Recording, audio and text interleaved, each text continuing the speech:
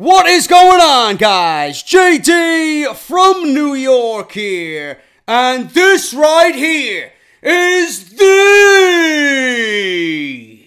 #1 professional wrestling podcast right here on YouTube.com for everything WWE.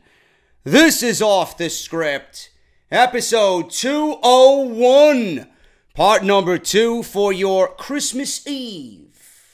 Sunday, December 24th, 2017. I remember when Christmas Eve was a day that I looked forward to. Very much so when I was a young boy. My family used to celebrate Christmas on Christmas Eve.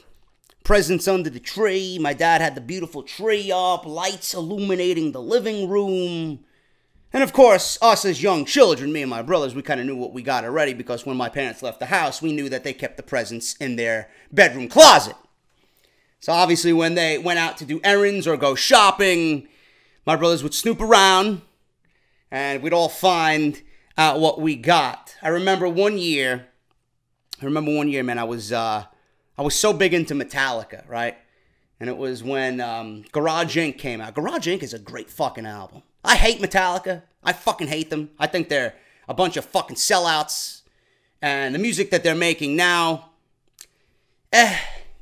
decent at best. Nothing will top Ride the Lightning. Ride the Lightning is my favorite Metallica album. It's just raw. Raw and unadulterated fucking power from that album. I remember I wanted Garage Inc. And I seen that my parents had a whole bag of gifts, and at the very top of the bag was like Garage Inc. I'm like, oh fuck, I can't wait to listen to this on Christmas Eve. You know? You go back and listen to Garage Inc. on disc 1, man. Merciful Fate, great fucking song. You had Astronomy, great fucking song.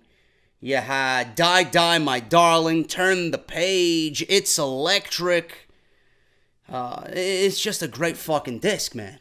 Great fucking disc. And you know me with my music, you know? So that kept on and on and on. And, you know, as we got older, my dad didn't put up the tree anymore. My family didn't give a shit about Christmas. Nobody celebrated it anymore. We barely exchanged gifts. It was pretty much, yeah, I'm making baked ziti, my mom says. Come over and have some salad and some breadsticks and some fucking pasta, and then we'll just relax. A couple of glasses of wine, whatever. And that's pretty much Christmas. Now, I don't even think they do anything. Now, I don't even give a shit that they do anything, man. I don't really give a shit. I don't celebrate Christmas. Nobody that I know really celebrates Christmas. It's like just a normal day for me. It's a normal work day. I'll be watching Monday Night Raw. I'll be having a couple cold beers, and, you know, that's it. That's what I'll be doing. I'll be right here doing a fucking Monday Night Raw review for you guys. But regardless of all that, man, thank you guys so much for everything all year. We have one more podcast to go before the end of the year. Obviously, next week is New Year's Day, or we're celebrating New Year's. So I just wanted to let you guys know that I appreciate all that you do this holiday season. Not sure if I'm going to have a part 3 tomorrow because I'm going to try and get through most of the news that I got for this episode in this episode. So I'm not sure that there'll be much left over. If I do anything, I'll probably do like a huge Q&A. You know, we'll do the hashtag JDOTS on Twitter, and I'll just do a whole fucking viewer video, questions and whatnot for part 3. So let me know if you guys would be interested in that. But today we're going to be talking about a few things, man. I got a few things lined up. I got Rey Mysterio, rumors circulating that he wants to come back to the WWE. I got news on Kalisto. I got news on WWE scrapping the 4 Horsewomen match at Wrestlemania. Batista wants to come back to the WWE. Another serious run for him. Spoiler on Dolph Ziggler's status in the WWE. Randy Orton finally happy with his current WWE deal. I got news on Ronda Rousey and the Royal Rumble. Will she be appearing in the Women's Royal Rumble? I got news on the Usos. Furious about being kept off the SummerSlam main card against the New Day. Wasn't it Joe Cronin's BFF, Road Dogg, that says, what difference does it make? It's the fucking pre-show. It's all part of the pay-per-view anyway. Then why do you got guys like the Usos complaining that they are on the pre-show and that they should not be on the pre-show? Road Dogg is a fucking imbecile. And anything that comes out of that man's mouth, especially on social media, should be taken with a massive grain of salt. Guy's a fucking retard. Anyway, we'll talk about that as well. And that'll be it for today's show. Follow me on Twitter at JDFROMNY206. Hit that subscribe button down below and turn on that bell for all notifications. Thank you guys so very much. Off the Script Part 1 was uploaded yesterday instead of Friday. So if you missed that, link will be in the annotation. Make sure you guys go and check that out. We talked about the XFL and Vince McMahon selling $105 million worth of his WWE stock. That equates to, or that's equivalent to 3.34 million shares of his WWE stock.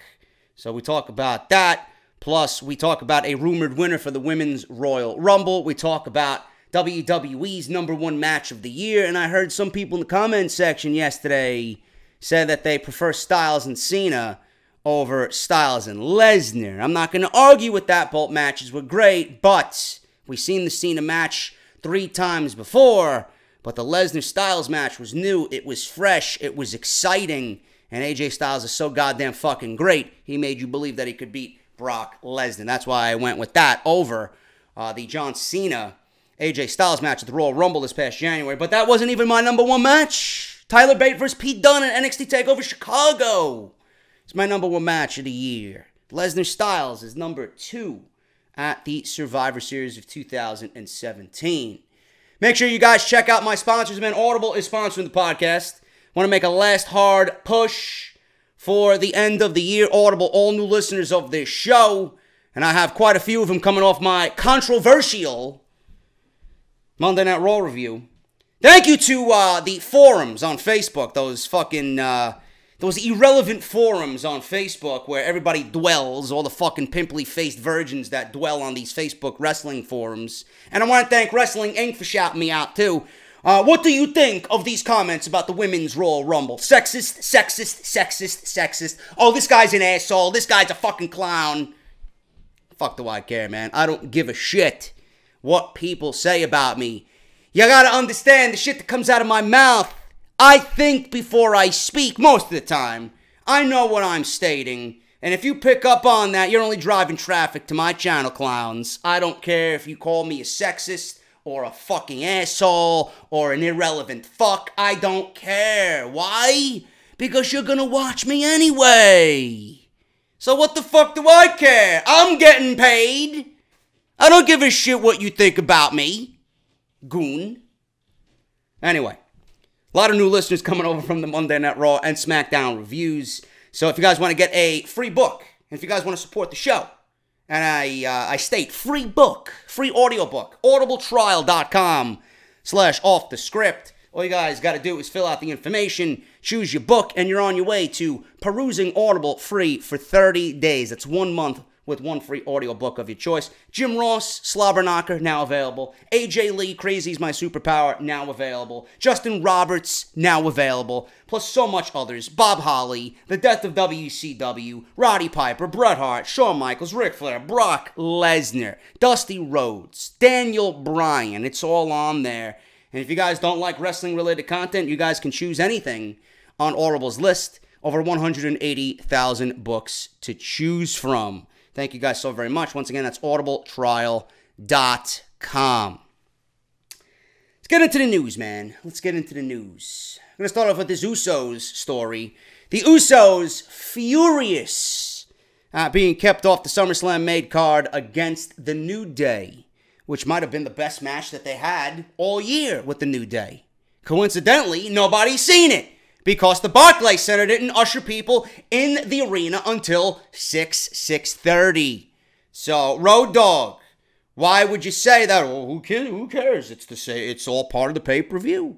How can it be part of the pay-per-view when the Usos and the New Day, which are the best feud on SmackDown Live all summer, are wrestling in front of 75% of the fucking crowd that they should be wrestling in front of? Please tell me how that is a good thing for the performers in the ring. So what did they do? They went out and had probably the best match on the entire card, and nobody's seen it. It wasn't on the DVD. It's not on the WWE Network. It is what it is. It is what it is, man. Usos furious at being kept off SummerSlam's main card against the New Day. If we're talking about MVPs of 2017 in the WWE, the Usos definitely should be in talks for MVPs of 2017. The reigning SmackDown Live Tag Team Champions had a highly successful year with the championships, the best tag team in all of WWE. I say it and say it and say it every single week. Along with their switch up in style, ditching the face paint and the tattoos and all that other shit. You know, the tribal markings and the fucking happy-go-lucky attitude. They dropped it for day one-ish. The Uso Penitentiary. They've remained possibly the most consistent tag team all year, both on the microphone and inside the ring. And their incredible work cannot be overlooked. That includes brilliant matches they put on and the popular rap battle in the middle of the ring with rapper Wale. And that is against The New Day. Despite the successful year, there's one decision which has left the brothers angry, and that is being put on the pre-show against The New Day at SummerSlam. Jimmy said, "Hell yeah, we feel slighted. You grind to get on these pay-per-view shows. One of the biggest pay-per-views of the year is SummerSlam. We had one of the hottest rivalries all year with The New Day going into SummerSlam. So to be put on the kickoff show was a slap to our faces. Me and my brother and The New Day, we did our thing." End quote. Jey Uso added, "All year we've been doing our thing, like my brother said. Hottest rivalry in the game, a tag team rivalry, the Usos and The New Day. We've done killed Battleground. What else we kill, Us?" Jimmy responded, "Money in the Bank." Jay then chimed in again saying, "Money in the Bank." The next one was Hell in a Cell. But to put us on the kickoff show, the Usos and The New Day on the kickoff show, especially the Usos, when you know we deliver every single night, man. We delivered, and all of a sudden we get half a house full, Us. But to make this match a hell of a tag team match, to make this match a hell of a title match, to make this match a hell of a match, period, we almost hurt the show. You know what I'm saying? So, obviously, I agree with everything Jimmy and Jey Uso have stated. There's no reason why that match should have been put on the pre-show, and WWE needs to do a better job at picking what goes on the pre-show and what does not. The tag team champions, especially the Usos, who have done, by far, the best work of their careers, and a match with The New Day, and a feud with The New Day, which has been the hottest thing on all of SmackDown Live all year, you're going to put on the pre-show of SummerSlam, your second biggest show of the year? Come on, Us. Jesus Christ, you got to use your brain on that, WWE. I don't think they use their brain when picking the flow of matches for the SummerSlam card, or the order of matches for the SummerSlam card. The Usos are the best tag team in the world. If you think they're pre-show, there's something clearly wrong with you. No way. And I'd absolutely feel slighted if I were both Jimmy and Jey Uso, and I absolutely agree with everything that they stated. But Road Dogg says the pre-show is part of the show. It doesn't matter. It doesn't matter, right? Apparently to the Usos it matters. And are you going to go against the opinion of the Usos? No. So start doing the right thing going forward. Do they? I doubt it, but we'll see what happens.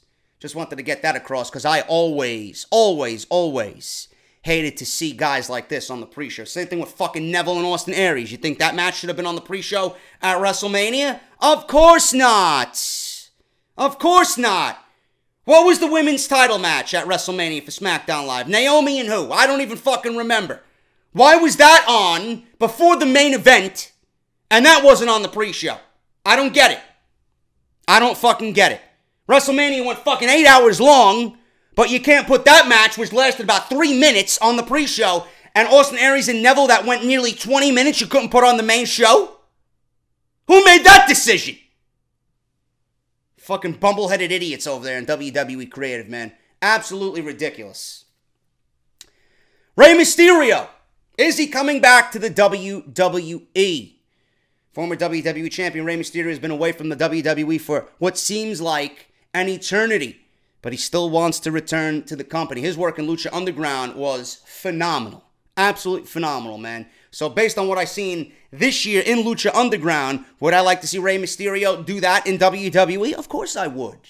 Of course I would. Where would I want to see him come back to? SmackDown Live, for sure. You know, Mysterio versus Styles, Mysterio versus Zayn, Mysterio versus Nakamura, Mysterio versus Orton, Mysterio versus Kevin Owens, Mysterio versus Bobby Roode. You know, on Monday Night Raw, I think he'd get lost in the shuffle. I just think he'd fit better on SmackDown Live. Now, while Mysterio left several years ago after his contract ended, he feels a comeback could still occur. He hasn't been completely away from wrestling as he's been working on the independent scene. The master of the 619 would still love for an opportunity to bid farewell to the WWE Universe before he officially moves on from professional wrestling. This is what Rey Mysterio had to say about making a return to the WWE at some time in the future, as well as a possible Royal Rumble entrance next month. Well, Rey Mysterio was actually rumored to be in the Royal Rumble this past January for 2017. So maybe now that Lucha Underground is no more, and I don't think he's contractually obligated to Lucha Underground, we could definitely see Rey Mysterio as a surprise entrant in this year's Royal Rumble, which leads to a comeback and a WrestleMania match. On Friday's ESPN, Michael Wanzover talked with Rey Mysterio about his legendary career and how far it is from over. It's mentioned that the 43-year-old professional wrestling star is still considered the hottest free agent in the business today. His contract ended with WWE back in 2015, but Mysterio feels he is merely ending things at this point to get some time off from WWE. He still seems like he would love to make a comeback, as he believes he owes quite a bit to the company for what they gave him during his career. That career has easily qualified him for WWE's Hall of Fame, no question, in the near future, but Mysterio doesn't seem quite done yet. When talking about leaving the company in 2015, Mysterio said it was never intended as his final run with the WWE. He added that he wants a chance to give the fans some more of that Rey Mysterio high-flying excitement before he officially calls it quits. And I quote, this is from Rey Mysterio himself, "I would definitely love to go back and finish up. Whether it's 1 year or whatever the case might be, whether it's a farewell, I owe a lot to that company. The company gave me such an amazing opportunity, and I took advantage of every single moment I was with the WWE to the fullest. I wouldn't want to just be remembered as, oh man, he never re-signed and he never came back. I would definitely love to come back and do a last run and say goodbye to my WWE fans. Tell them goodbye in a proper way." End quote from Rey Mysterio. Mysterio also noted that over the past 2 years, while away from WWE, he's taken the opportunity to rest up, as he's been feeling aches and pains a lot when he's waking up during 2015's era. He says that he's never felt better, and since deciding to do that, he is in tip-top shape. That time away could just be what he needed to recharge and prepare for a final run with one of the companies that helped him become even more famous. There's even a big match coming up in about a month. When asked about a potential entrance into the 2018 Royal Rumble, Mysterio said never say never. He's a former Royal Rumble winner from 2006, where he put on an epic performance. After entering as second participant, Mysterio lasted over an hour in a match and eliminated last year's winner, Randy Orton, for the win. Although no sportsbooks currently show the odds for Mysterio to win the 2018 Royal Rumble, fans are certainly hoping to hear that popular theme music with the 619 call-out hit the speakers in the arena in Philadelphia. Speaking of the Royal Rumble odds, some goon, I don't know where it's being reported, some fucking dirt sheet is reporting that John Cena is the odds-on favorite to win the Royal Rumble. What fucking sense does that make? Why would you have John Cena win the Royal Rumble? That would be absolutely outlandish in Philadelphia. Why don't you stick with the goddamn plan? Shinsuke Nakamura wins the Royal Rumble. It's not that difficult, okay? AJ Styles versus John Cena doesn't need to be done again. We don't need John Cena to get his 18th title reign. He isn't retiring anytime soon. There'll be time to cross that bridge when you want to explore it, okay? Right now, in 2018, it's about Styles and Nakamura. You turn Bobby Roode heel. That's all you gotta do! You have Nakamura and Styles battle over the title in 2018. You throw a heel Bobby Roode into the mix. That's all you fucking need for 2018. John Cena wins the Royal Rumble. Do you really want another backlash? Do you really want more riots in Philadelphia? You didn't get enough with Roman Reigns, right? Jesus Christ. Mysterio coming back to the WWE would be great. I would love it. Normally, I'm against part-timers. Normally, I'm against guys like this coming back. But I think Rey Mysterio, after what we've seen in Lucha Underground, has a lot left in the tank, a lot left to offer. But we'll see what happens, man. Obviously, he'd be toned down. He probably wouldn't be doing half the shit he did in Lucha Underground. He'd probably have to wrestle the WWE safe style. But on SmackDown Live, I think he'd fit. I think he'd fit right in with the likes of Styles and Zayn and Nakamura and Owens and Bobby Roode. You know, I think that'd be great. Even a mix-up with Baron Corbin, Dolph Ziggler, you know. We'll see what happens, man. We'll see what happens. Rey Mysterio, I am giving that a thumbs up for him to come back to the WWE, as Like I said, if you guys have been watching Lucha Underground, the guy has a lot left in the tank. Moving on, Ronda Rousey. Everybody's talking about the Women's Royal Rumble. Shout out to Wrestling Inc. for taking my post and retweeting it on their forums on Facebook. Thanks a lot, clowns. Thanks a lot. You're driving traffic to the channel. Stephanie McMahon announced the plans for the first ever Women's Royal Rumble. There's been a lot of excitement from fans since the announcement, with plenty of speculation about surprise returns and call-ups from NXT.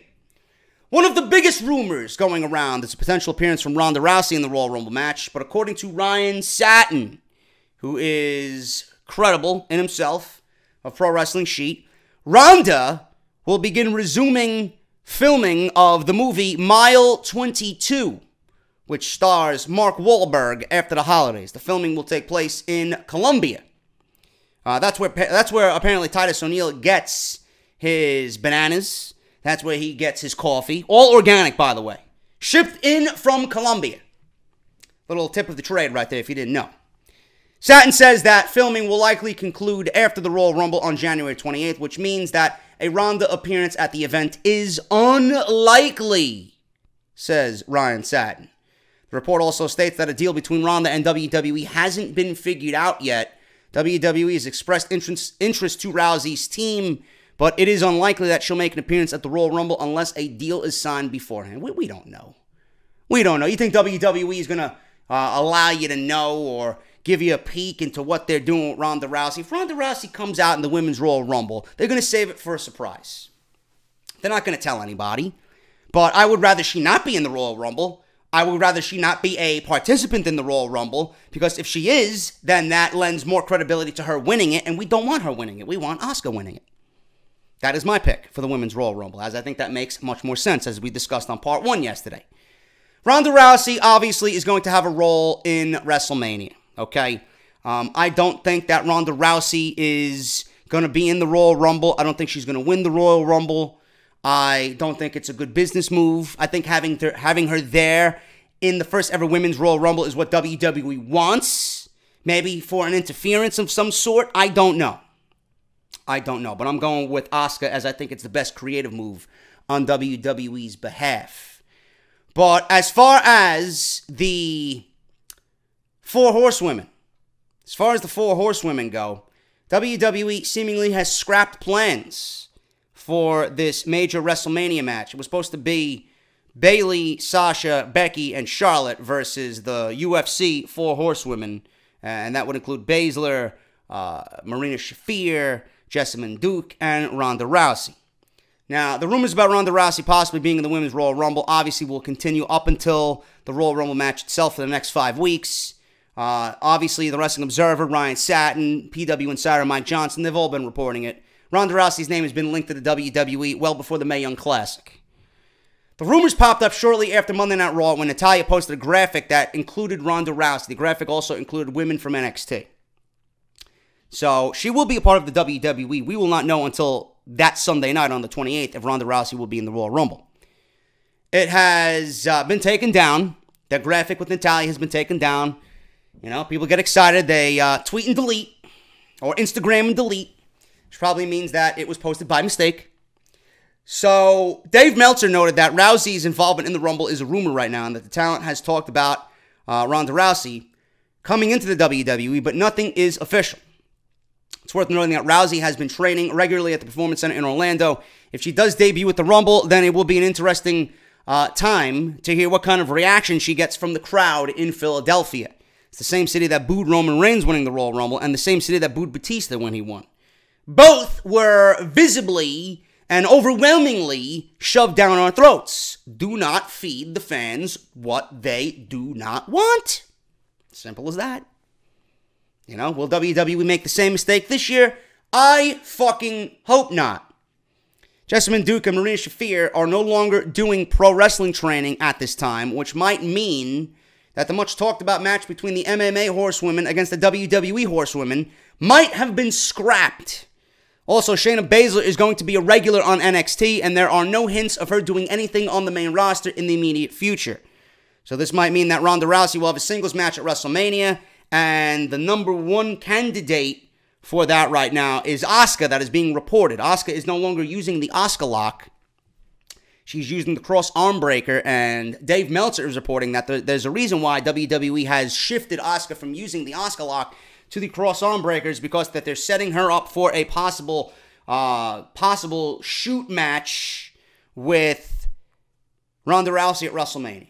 So I don't know what's going to happen with that, but we'll see what happens. The other name linked to Ronda Rousey is Charlotte Flair. If I had a choice of the two, I would rather see Asuka versus Ronda Rousey at WrestleMania instead of Charlotte versus Ronda Rousey at WrestleMania. I think Asuka just lends to being a little bit more credible, and I think Asuka lends to being a little bit more legitimate compared to Charlotte. Charlotte is not an MMA fighter. Asuka has that mentality to be tough as fucking nails, and I want someone tough as fucking nails to go up against someone as legit as Ronda Rousey. Now, they've been pushing Asuka's undefeated streak, and she's using an armbar, like I said, the cross arm breaker for her submission finishing move. The same armbar submission that Rousey is using, or was using, in her MMA fights. So, with this announcement, or this rumor now, that the other two horsewomen are not training for wrestling at all right now, we will see Ronda Rousey in a singles match at WrestleMania. We don't know when she's going to show up. We don't know who her opponent's going to be, as long as it's not Stephanie McMahon. I don't want to vomit in my mouth all WrestleMania 34, but it's going to be big business. Ronda Rousey, no matter what you think of her MMA career, in the tail end of it, she's still a draw. She's still a major name, especially with the female market, especially with the empowerment of this bullshit that WWE is going on about. You know, this is the fucking Royal Rumble. I don't want to see hugs and fucking kisses. This is the Royal fucking Rumble, okay? You're fighting for a number one contendership for the women's championship of your choice. Every woman for himself, right? And everybody's making a big deal about, oh, will the women be able to go over the top rope, right? But yet I'm wrong about my opinion on the Royal Rumble, that it's going to take away from the actual legit original match that the men do. If you're not going to be able to go over the top rope, obviously it's going to take away from the original concept. And my tweet that I posted on Monday will come to fruition, as if it hasn't already. Give me a break. They scrapped this match. I don't really give a shit. I would have rather not even had the fucking horsewoman match, to be honest with you, because Charlotte's on SmackDown, Becky's on SmackDown. So right there, it takes away from the brand split. It takes away from the brand split. You're going to have Charlotte and Becky on Monday Night Raw. Why? Why? They're not a part of Monday Night Raw. Why? Because their friends are feuding with the UFC horsewomen? So now they have to jump ship? Is that a legit excuse to put them on Raw and kind of just dissolve the brand split and lessen the meaning of the brand split? I'm glad it's not happening just based on that fact. I've been a proponent and I've been a fan of the brand split. Keep the brands separate. You know, if you want to fucking dabble here and there with an invasion or a surprise show up on a show somewhere, so be it. But don't make the match simply because their friends are on Raw and, oh, we got to put them on Raw now. You know, it's going to look stupid. It's going to look stupid. So, Ronda Rousey being at WrestleMania, I'm pretty sure, even though she's not signed and we have no confirmation of her being signed, I would say it's, 100% lock. All this talk and all this bullshit, the pictures that are being posted and then immediately being taken down. Obviously, WWE doesn't want you to know anything right now. But she is training. She will be there. She'll probably make an appearance at the Royal Rumble. And if not, she will definitely be at WrestleMania. If she's not at the Royal Rumble, I see WWE doing an angle with Rousey in the same vein that they did the Mike Tyson, Vince McMahon, Stone Cold angle many moons ago before his title match with Shawn Michaels at WrestleMania 14. So I think that's what they could be doing as well. If she doesn't show up at the Royal Rumble, I see a big promotional scene on Monday Night Raw with Rousey and a bunch of law enforcement and officials, and make it like that Mike Tyson-esque atmosphere. So I see that happening. So let me know what you guys think about that for Ronda Rousey's debut in WWE, and then potentially scrapping this WrestleMania match, horsewomen versus horsewomen. Kalisto. Poor Kalisto. Nobody likes Kalisto. And apparently the fans over at 205 Live this past week didn't like Kalisto either. He gets stitches after a fan throws a bottle of water at him. Kalisto's wife, Abby, is furious with the fan that threw a bottle at him during 205 Live. Turns out that he needed stitches after getting hit by a water bottle thrown by a fan. She wrote on Twitter, "To the idiots who harmed my husband, the way you assaulted my husband was disgusting, to say the least. Your actions caused harm and medical intervention was needed. Second, I am in disbelief with those that think it's okay to ridicule, poke fun of someone who lives their life to entertain others. If it was you in this situation, you wouldn't be laughing now, would you? Where to spend your holidays? Stitches, MRI, a possible fracture, we don't know." End quote. What can I say? People are assholes. If you are throwing any paraphernalia at a live performer, whether you're watching a wrestling match live, front row, ringside, whether you're at a baseball game, whether you're at a basketball game, it could be anything. Okay? It could be a game of fucking tennis. Whatever. It could be a game of ping pong, game of chess. Don't throw anything at the performers. Okay? They are there to entertain you. If you don't like them, then boo them. If you don't like them, heckle them. Okay? But when you cross the line with your own person and try to get your 15 minutes of fame, or when you throw a water bottle in this instance, then don't be alarmed when the security guards bruise your fucking face and jam your teeth down your throat. It's not right. It's not right whatsoever. Okay? So I don't blame Kalisto's wife at all. The guy who threw the bottle, yes, he's a fucking asshole. He should have never been in that position to begin with. I don't like Kalisto, so I'm not going to go watch 205 Live front row and throw a fucking water bottle at him. I'm not going to say anything. I just don't like Kalisto. I don't like a lot of people. I don't like Roman Reigns, but I won't sit front row and throw a can of Budweiser at him. Come on, man. If I don't like Roman, I'll wear my Roman Get Off My TV t-shirt. Hey, Roman! Look! There you go. Get off my TV, asshole. That's all. That's all you gotta do. That's all you gotta do, man. Kalisto gets stitches. Hope he gets better. Keep your fucking business behind the barricade, okay? You don't pay tickets to be a part of the show. You pay tickets to watch the show. They are entertaining you. They're putting their bodies and their lives on the fucking line.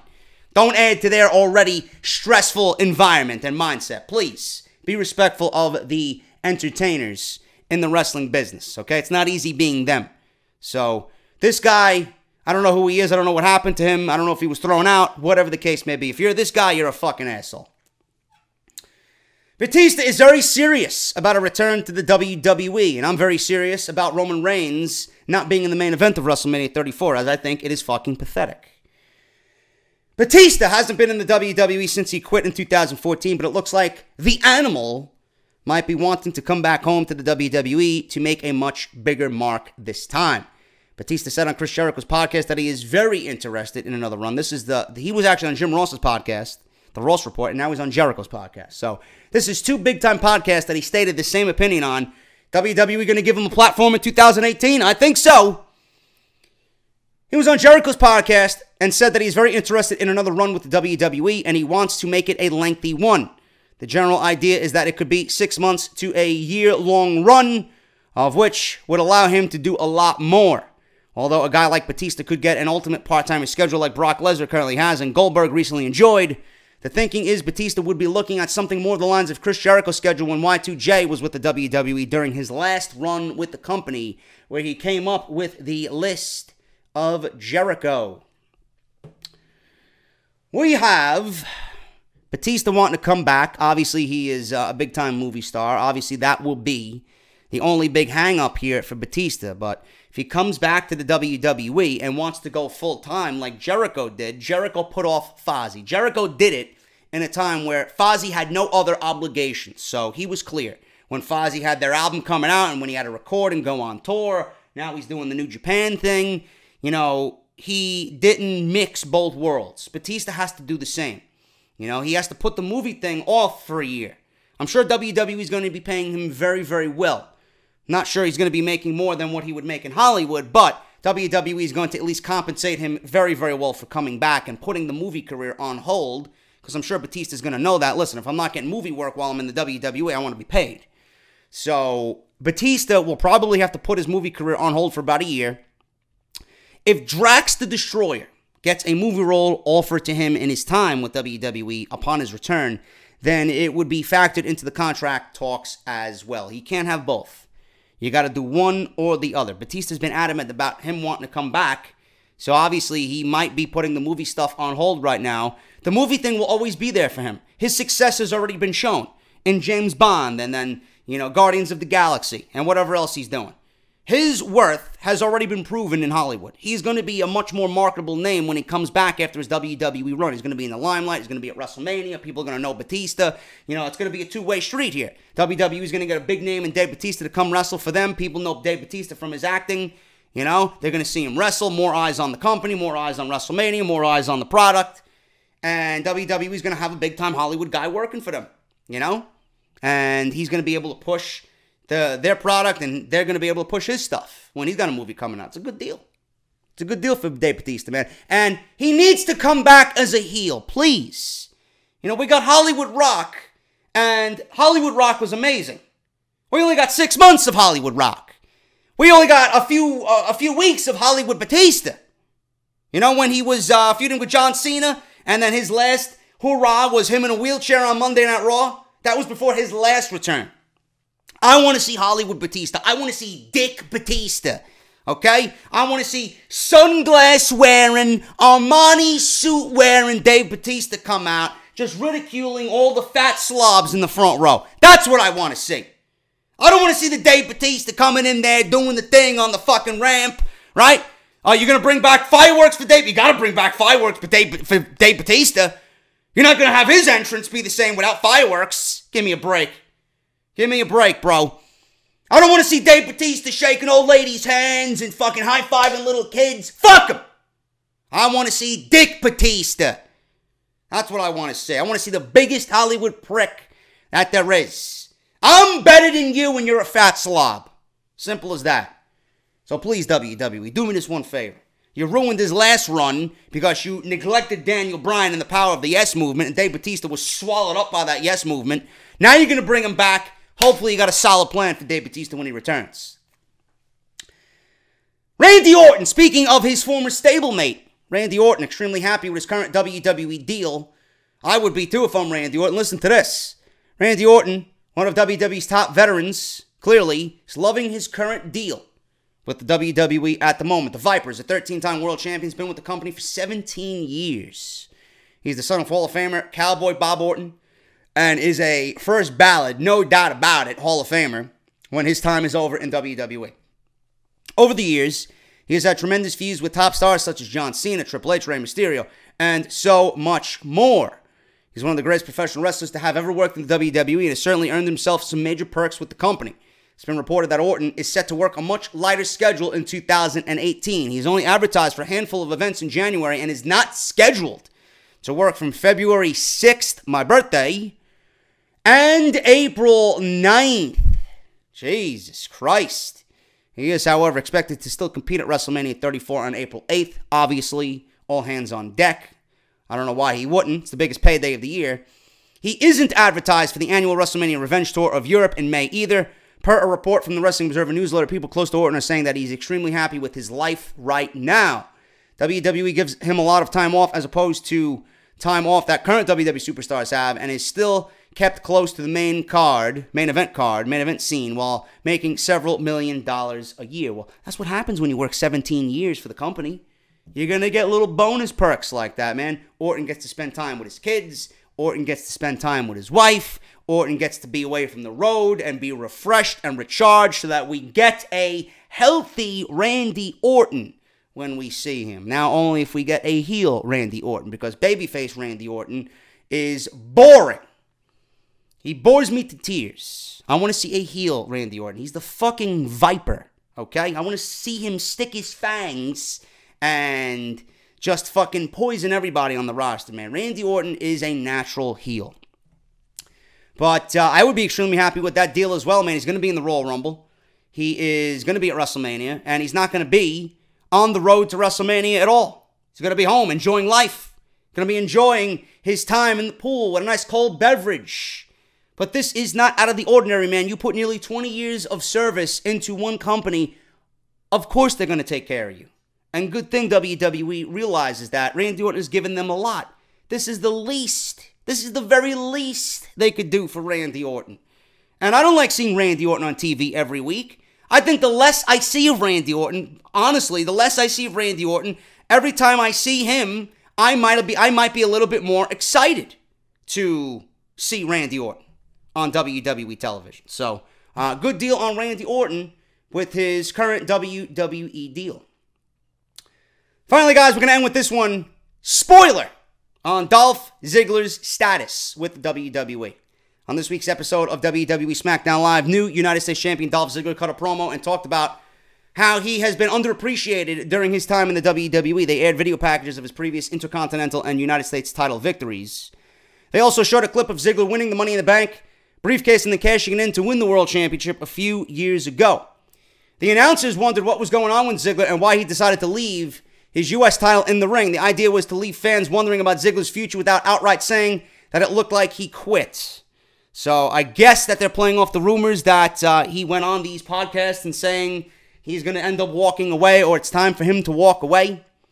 PW Insider is reporting that Ziggler will not be appearing on upcoming SmackDown episodes, so it looks like he will be off TV for the foreseeable future to sell his current storyline.